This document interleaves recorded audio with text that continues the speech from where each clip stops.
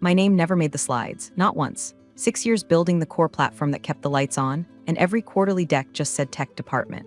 No footnote, no nod, just the same fake smiles and budget trims dressed up as efficiency. I knew I was a ghost in my own legacy the moment Greg walked in wearing $900 sneakers and started talking about agility metrics. He looked at me like I was an expired coupon, still technically valid but embarrassing to use in public. Then came the email, subject line, Talent Alignment Strategy Phase 1. Translation, people like me were getting quietly offloaded so he could build his cult of disruption bros. That's when I started keeping notes. And not the kind HR gets to read. Before we go further, I know 90% of you are listening to this without hitting the little subscribe button or tossing us a like.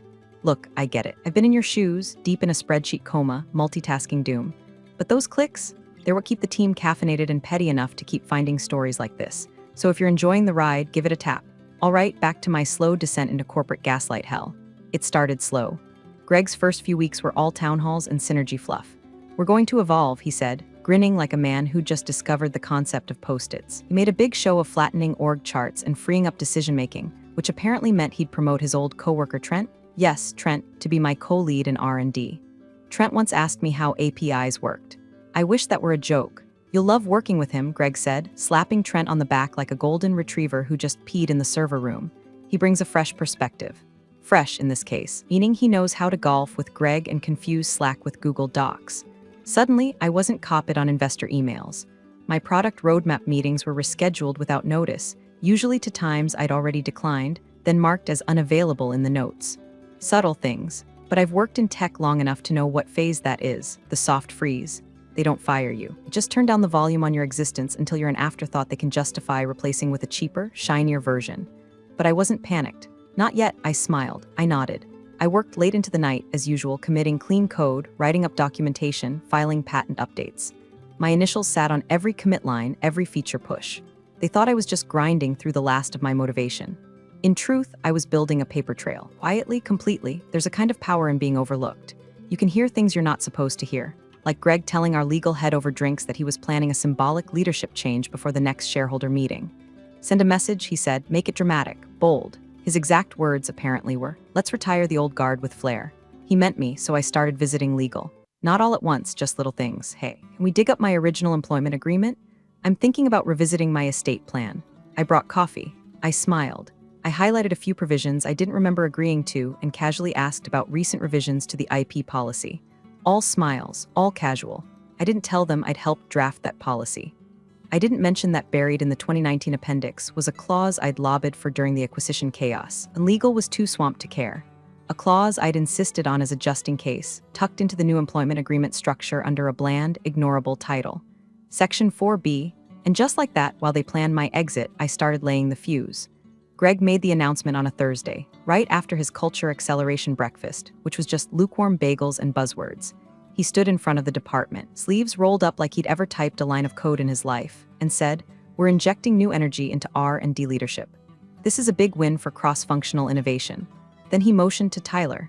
Tyler, the intern I trained 3 years ago, the guy who once asked me if version control meant keeping files alphabetized. He stood there smiling like a Labrador in a startup hoodie, nodding along while Greg explained how pairing experience with youthful vision was key to agile transformation. Everyone clapped. Or at least everyone who wanted to keep their jobs did. I just stood there, hands folded, nodding like a bobblehead at a funeral. Tyler thanked Greg with the enthusiasm of someone who still believed stock options weren't monopoly money, then turned to me and said, can't wait to learn from you. I wanted to say, I built the platform you're about to break, but instead I smiled and said, same here. That day I noticed I couldn't access the investor dashboard, just a red permission-denied screen where my reports used to be. My calendar invites to product meetings vanished. I asked Trent, co-lead Tyler, if the Tuesday integration call had moved. Oh, I think Greg wants me to take lead on that now, he said. You've got a lot on your plate. I had plenty on my plate, all right? Like not throwing my company laptop into a wood chipper, so I pivoted. Smile still on, teeth grinding under it. I went back to legal. Estate planning, I said again, sipping coffee like it didn't taste like betrayal. Trying to get everything in order, you know? Just need to revisit a few contract provisions. I requested my onboarding packet. My 2019 revision letter. Anything related to IP or severance policies. I asked about definitions, just for clarity, like what counts as without cause. I even joked about buying a timeshare in Arizona just to make it sound personal. They were helpful, too helpful. No one suspected a thing because no one thought I was capable of playing offense. That was Greg's first mistake. He thought I was just another background fixture, the legacy staff he always talked about trimming like we were bad hedges. Meanwhile, Greg was getting louder. More interviews, more press. Posing with clients next to slides I made, diagrams I wrote, code I architected, and always crediting the amazing team without once saying my name. I watched Tyler at the monthly product sync, tripping over acronyms he didn't understand, calling backend integrations server glue. Greg didn't care. He just beamed like a proud dad at our middle school science fair. And here's the thing, I didn't get angry the way they expected. No slammed doors, no HR complaints. That's not how you win in these places. Corporate warfare isn't fought with feelings, it's fought with paper, with contract clauses, with signatures, with metadata. So I smiled, again. I told Tyler I'd support him however I could. I gave Greg a cheery thumbs up when he said we should all lean in and level up. I even posted a celebratory Slack emoji when the announcement hit the company channel. Then I went home, poured a glass of wine, and opened the folder on my personal laptop. Inside was a PDF labeled Harper Lane Amendment 2019. I reread Section 4B for the third time that week. Upon termination without cause, all intellectual property authored or materially contributed to by the employee shall revert to said employee, including but not limited to source code, technical diagrams, design schematics, and related documentation. I'd authored everything. They just hadn't noticed. Not yet. But I was going to make damn sure they did. I watched the live stream in my kitchen, coffee going cold in my hand, as Tyler stuttered his way through my demo like he'd written it on the back of a napkin 5 minutes before showtime. The company's name splashed across the bottom of the stage in blue LED lights. The slide deck was mine, same layout, same logic. Even the weird animated diagram I'd made of our data pipeline as a vending machine. He didn't even change the fonts. But nowhere, on that screen did my name appear. He called it our proprietary AI integration layer, said it was the result of months of team synergy. Greg sat in the front row nodding like a proud dad who didn't realize his kid had plagiarized their science fair project. By the time Tyler tried to explain our new anomaly detection system and referred to it as auto-magic weird thing catching, I had to mute it. Not out of rage, no, I was long past that, but because I didn't want to burst out laughing. That particular subsystem took me 6 months to build and 3 years to defend from idiot rewrites, and now it was being pitched like a TikTok filter. Later that afternoon, one of our longtime external contractors, Ben, guy who always remembered birthdays and never CC'd Greg, sent me a private message. Hey, off the record, I heard from someone on the board that Greg's planning a symbolic leadership change at the next shareholder meeting. He used the word torch passing. Figured you'd want to know. I stared at that message for a full minute, not surprised, just clarified. It was the moment you realize the snake coiled under your porch isn't passing through, it lives there. So I replied, thanks, that helps. Then I opened my calendar and booked a meeting with legal. Just one subject line, contract clarification IP provisions. Scheduled for Friday, mid-morning, just far enough out that I wouldn't raise any alarms, and I didn't send it from my company account. I used my personal email, the one I set up with my middle name spelled wrong so it wouldn't autocomplete. In the meantime, I kept smiling. Greg was in full PR peacock mode, talking to Fast Company about cultural realignment. Kept calling the old team foundational but transitional. I got looped into a Slack channel called #NextGenLeadership, where Tyler asked if we could implement some GPT stuff into the anomaly detection module. I told him we already had. That's what the system was. He replied with a rocket emoji and said, love it. Let's brand it as Tyler AI? I said sure. Then I opened a notepad file and started cataloging every timestamp, every message, every stolen demo slide, every email thread showing my authorship of the tech stack they were now pretending was crowdsourced from groupthink and startup vibes. At the meeting with legal, I walked in holding nothing but a coffee and a single manila folder. Hey, I know everyone's busy, I said casually, but I was just reviewing some estate planning stuff, long overdue, and realized I might have misunderstood a clause from the 2019 restructuring docs. The GC, a kind man named Ray who once took a sabbatical to write a screenplay about bees, gave me a warm smile and motioned for me to sit. Which clause? Section 4B, I said, the one about IP reversion. I just want to be sure I'm not misreading it. He pulled it up on his laptop and began to skim. You know, I added back when we restructured. I remember there was a lot of discussion around the new equity incentives, but I negotiated this language separately. I just want to be sure it's still valid. Haven't seen any amendments. Ray frowned slightly, tapping his keyboard. Let's see, yes, here it is. He scrolled, paused, then scrolled back. This is still in effect. It's not typical, but well, it was approved. Good to know, I said, sipping my coffee like we were chatting about weekend plans. I'll let my estate guy know. Just dotting I's. Ray smiled again, oblivious, smart. I thanked him and left, my heart hammering behind my ribs but my steps steady. Greg wanted a show, a torch passing, some grand symbolic firing in front of shareholders to prove he was the new captain steering the ship. That was fine. I was just making sure that when he lit the torch, it was pointed straight at the powder keg. It started with the Git logs. 6 years of commits, thousands of them, each one stamped with my handle, each one tied to the platform's skeleton.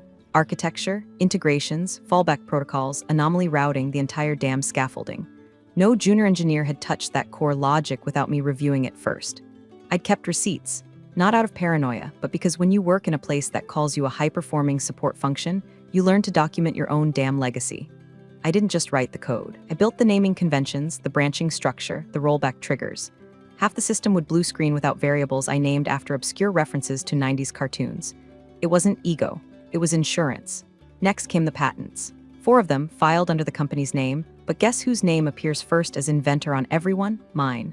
And tucked beneath the top filing was a legal memo I'd almost forgotten about: me, arguing for independent credit in case of patent monetization.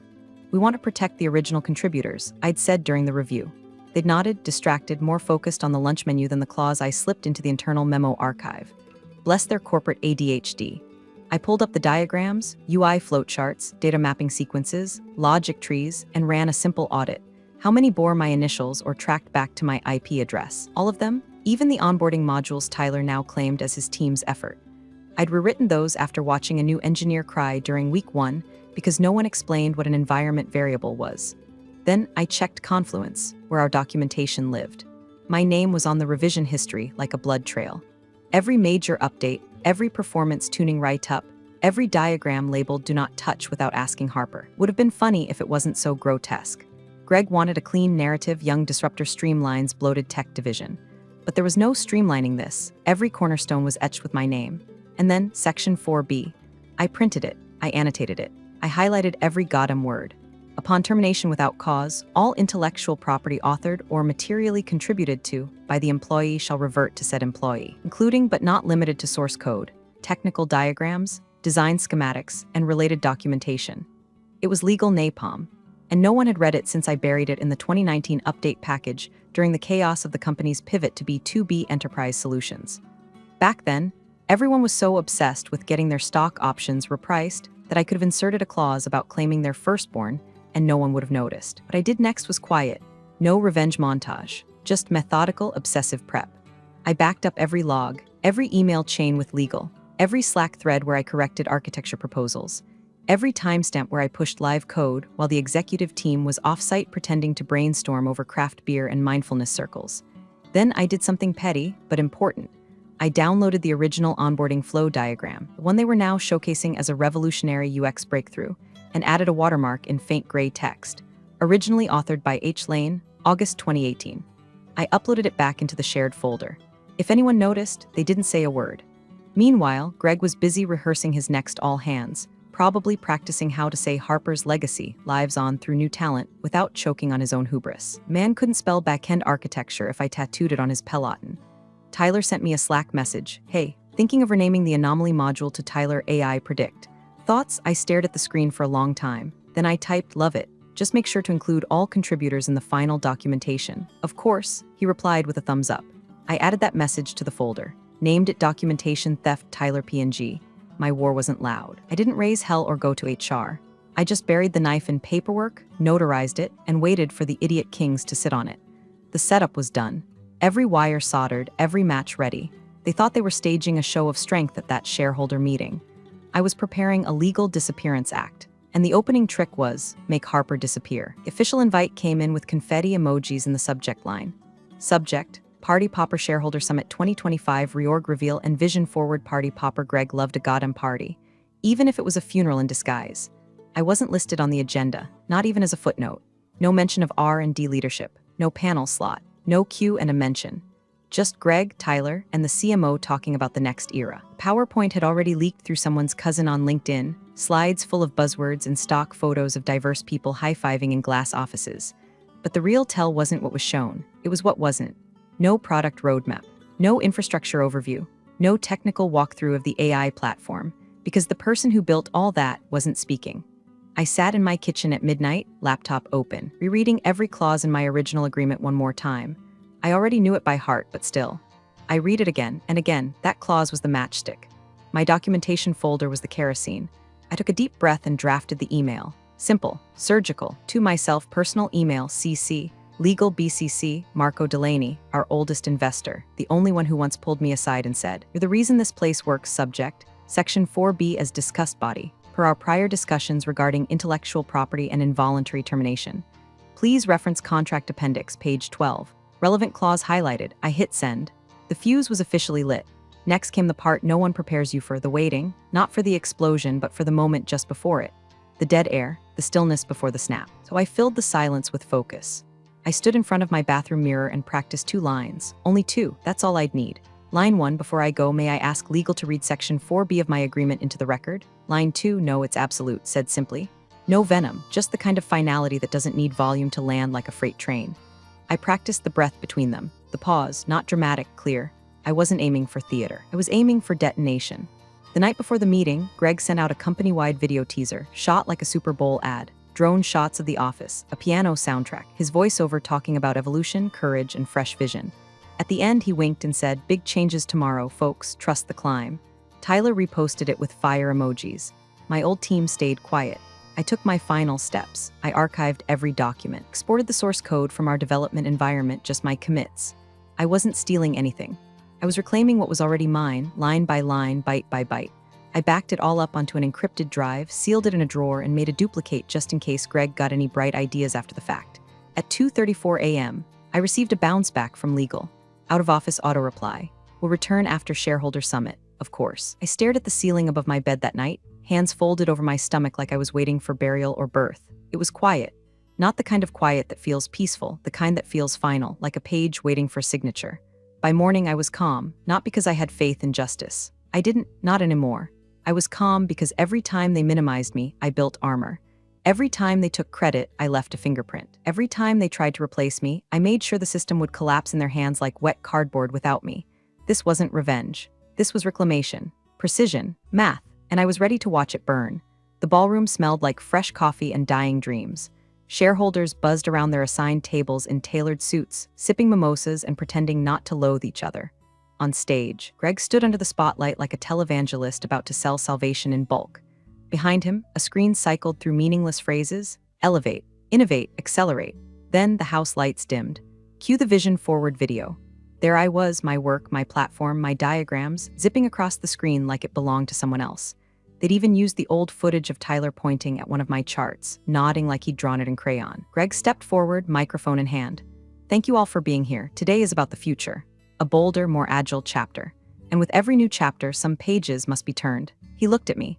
I already knew what was coming. He wore that same smirk he used the day he introduced Tyler as my co-lead. That little upturn of the lip like he just told the world's smartest joke and was waiting for the applause. "Today," Greg said, stretching the word like it was a gift, "we are celebrating the retirement of one of our longest-serving contributors. Harper Lane," a pause, not for reflection, for effect. "She's been foundational to our success. But as we pivot into a leaner, more dynamic operational structure, we believe it's time to embrace the next generation of leadership." And then it hit. A wave of performative clapping.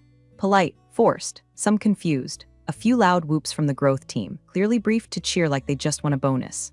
I didn't blink. Greg gestured toward me with a flourish. "Let's all thank Harper for her years of dedicated service. We're proud to carry her legacy forward through the new AI leadership team." More applause, flashbulbs, one camera locked on my face, waiting for breakdown or a tear or maybe a nervous smile. But I gave them nothing.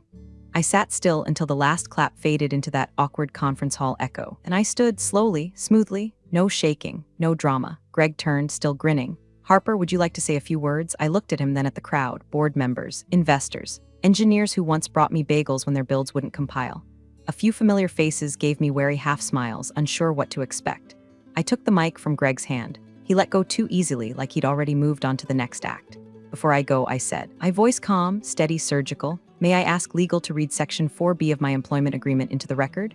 The silence that followed wasn't heavy, it was dead. Greg blinked, laughed awkwardly. "I think this is a celebration, Harper. Let's not get into, I believe it's important for clarity," I said, cutting him off without raising my voice.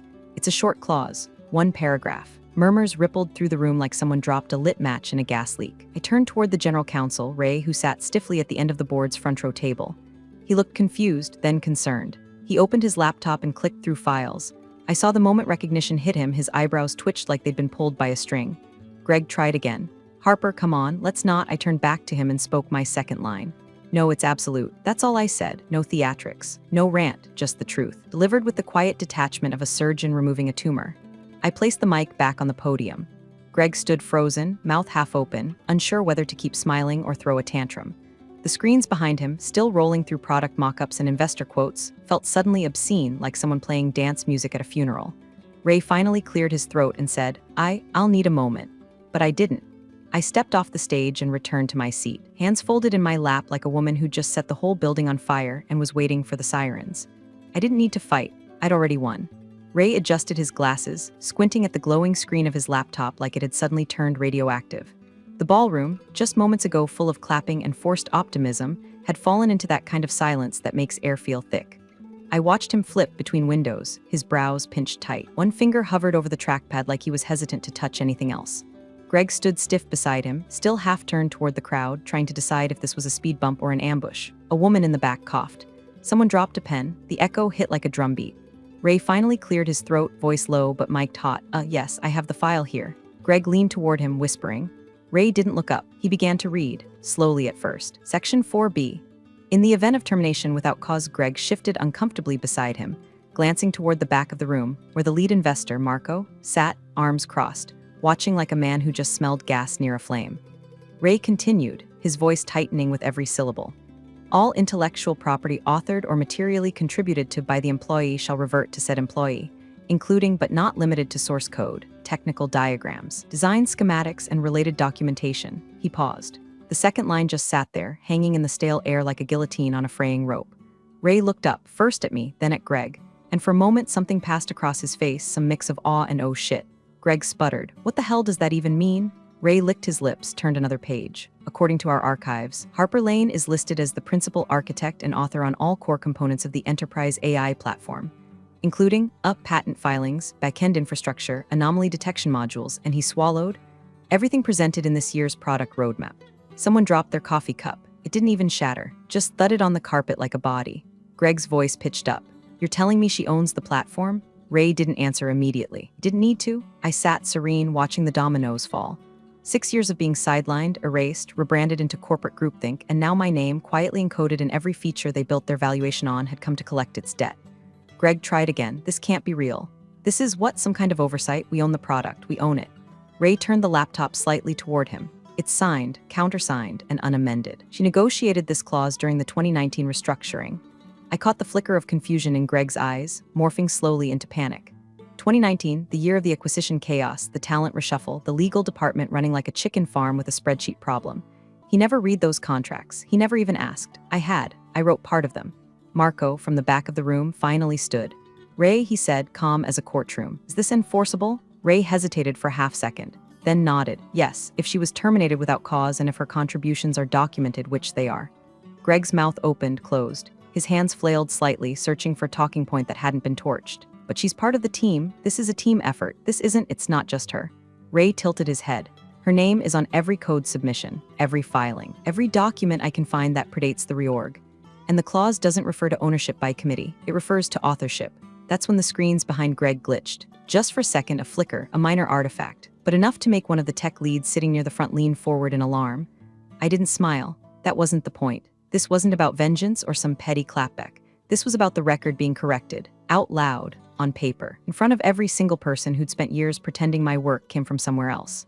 Ray closed his laptop, sat back like a man who just realized he's standing in wet concrete. The silence roared. I folded my hands. There was nothing else I needed to say. It happened fast. Not all at once, but like a row of teeth loosening under one slow punch. First, the CTO, Victor, bolted upright from his seat near the tech table, face drained of all its smug microdose glow. He yanked out his phone, furiously typing. Greg turned to him, whispering something frantic. Victor didn't respond. His eyes were locked on the stage screen, which was now frozen mid-loop on the phrase predictive, adaptive, proprietary. Then the flickering started, barely noticeable at first, a stutter in the background visuals like a buffering hiccup. But then the main screen hiccuped again. Product dashboard overlay behind Greg, meant to showcase our real-time data integrity metrics, blinked red, just for a flash. Ray, still seated, noticed. Is that live? Victor didn't answer. He was already pulling his laptop from his bag, breathing through his mouth like a man trying not to puke on a roller coaster. Greg tried to regain control. Okay, folks, he chuckled, voice warbling like a cheap Bluetooth speaker. Seems we've got a little technical hiccup here. Nothing to worry about, but people were already standing. Investors mostly. Marco had his phone to his ear, face blank. Two others were scrolling fast through their inboxes. One murmured, Jesus Christ, is this enforceable? Ray didn't answer this time, he didn't have to. Victor finally blurted, loud enough for half the room to hear, we've lost backend access. All the source routes are gone. He stopped, staring at the screen. She revoked platform tokens. Jesus. Core repo's been pulled.